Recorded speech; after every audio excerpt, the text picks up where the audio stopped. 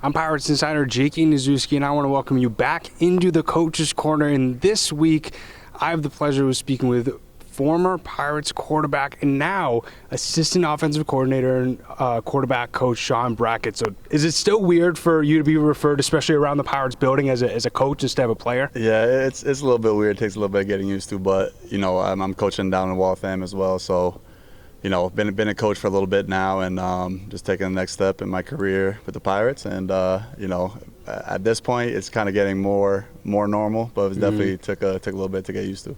And how have you been enjoying your first year, especially now being more on the sidelines than you are on this field? Yeah, it's different. It's definitely different. I tell the guys it's like playing Madden now. So instead of being the guy playing now, it's just you have all the pieces, all the chess pieces. But it's been fun. The guys have been working hard. They've been doing really well. Picking up the offense and stuff like that. So it's been a good time. And especially being back on this field, because we're in the middle of the DCU Center right now. Talk about some of the memories that you have on this field in a Pirates uniform. Yeah, man. Some of my best professional memories playing have been right here on this field. For year one, I remember winning in overtime against the Maine Mammoths.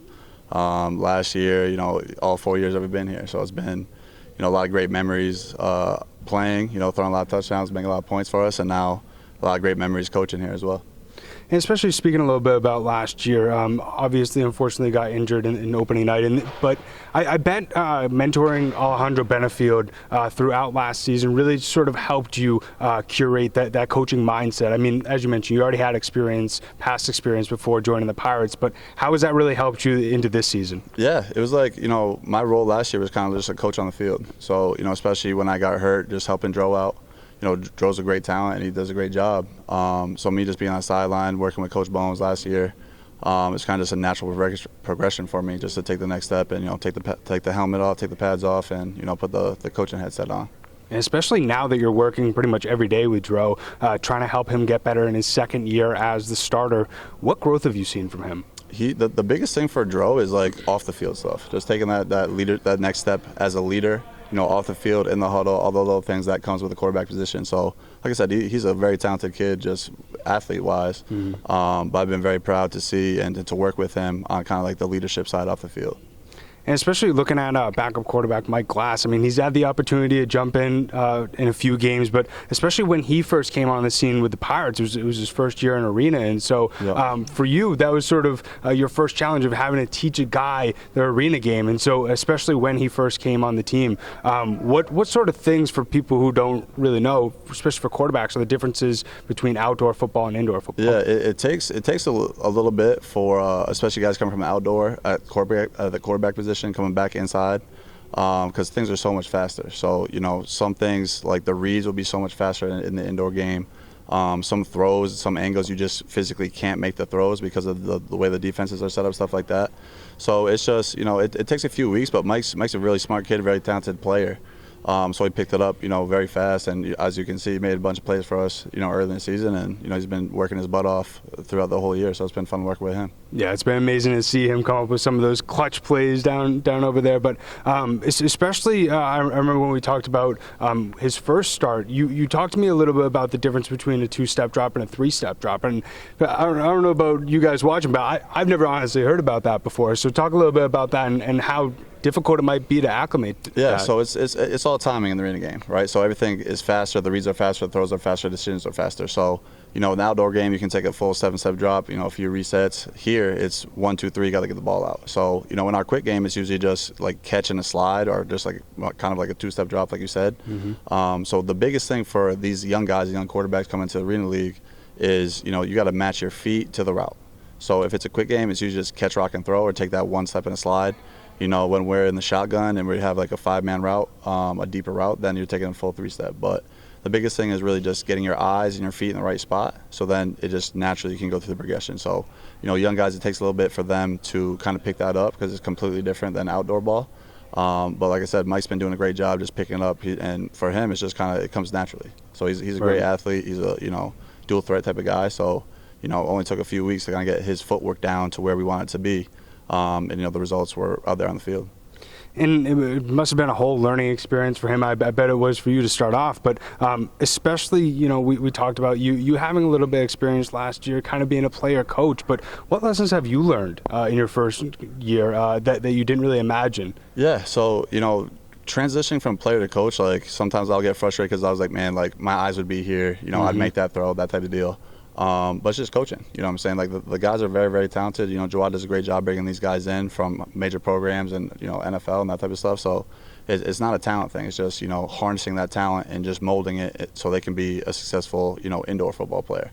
But it's just work. It's the same thing as everything else in life, man. You just got to put the work in, you got to put the time in.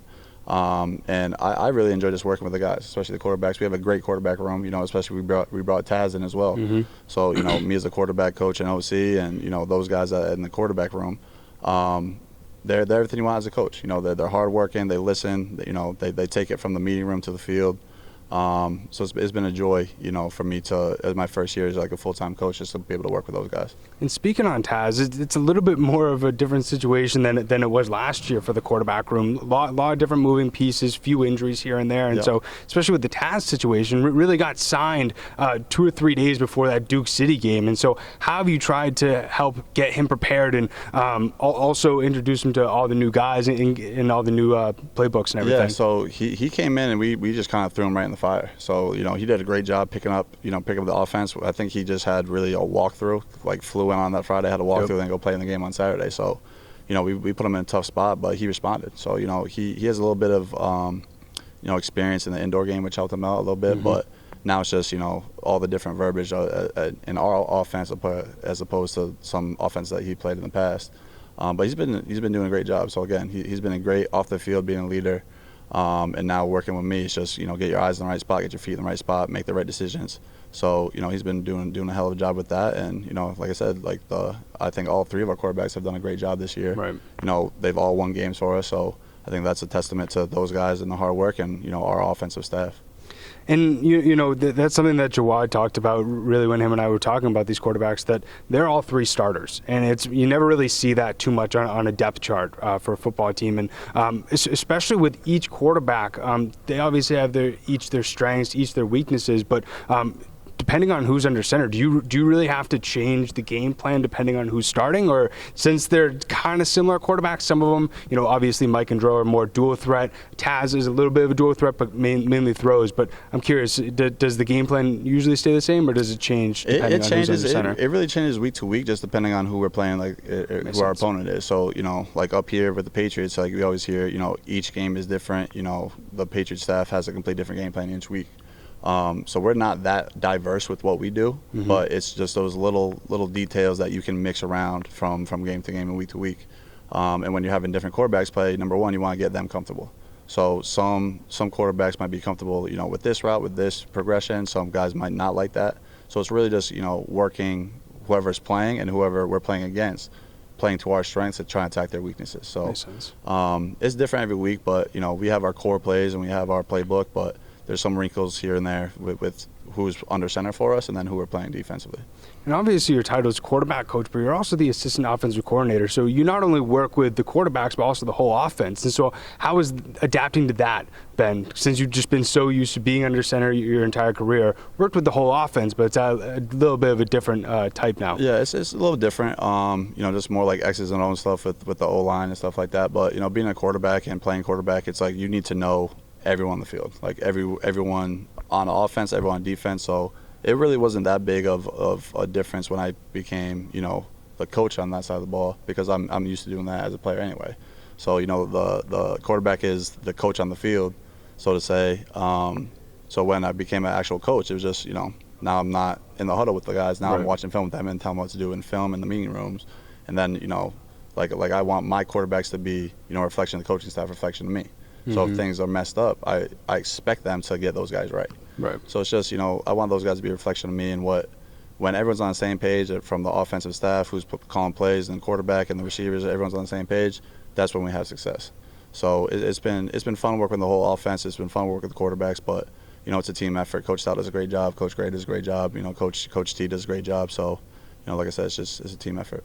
And speaking on the quarterbacks being a reflection of you, how have you really tried to help them and teach them some of the lessons that you learned from your playing career and help them sort of not have similar mistakes that you may have dealt with? So the biggest thing is just don't be an error repeater. So most of those guys are young, they haven't played a lot of football, so they're going to be mistakes, but that's fine. You know what I'm saying? Like those things happen in arena football. You might throw a pick, you might have a fumble, whatever. But the biggest thing is you learn from that mistake and you don't make it again. So those guys have done a great job. If they do make an error, they make a mistake, we break it down in film. I explain to them why they made the mistake, whether their eyes in the wrong spot, their footwork is messed up, whatever it may be, and then you just come back and you fix it. So those guys have done a great job of not being error repeaters, learning from the mistakes and taking the next step every single week to improve and get better. And I think that's why our offense has continued to improve and get better throughout the year as well. Yeah, that's so important. Being able to obviously see what went wrong, fix it, and not have it be insanity, doing the same thing over and over 100%. again. But the thing that I really wanted to end on is you've had so many memories here in the DCU Center, and what has it been like over this last season? Obviously, we're going into the final regular season home game, but being around the Pirates fans and seeing them back again, and just being around this environment for this season. Yeah, that's what you do it for. Like there's no better fans than arena football. There's no better fans than the IFL. I'm just walking around pregame and guys are still shouting me out. I still see bracket jerseys in the stands, stuff like that. So it's nice to know that you're still loved even though you're not on the field.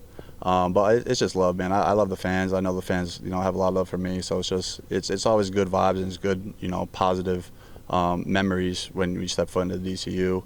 And just seeing the fans, there's nothing like it. So they do a great job of packing this place up and giving us some noise and some love when we need it. So there's nothing like the Pirates fans. And the Pirates will continue to look to make more of those memories throughout this season. And as it says on your hat, defend the ship. Defend the ship, man. Appreciate everybody tuning in. This is this episode of the Coach's Corner. Appreciate Sean joining me. But if you have not yet, make sure to subscribe on the Pirates YouTube channel. We do this Coach's Corner each and every single week. I meet with different coaches to help give you, the Pirates fans, insight on how these coaches are preparing the Pirates team each and every single week. But as always, hope everybody has a great rest of their week. See you next time.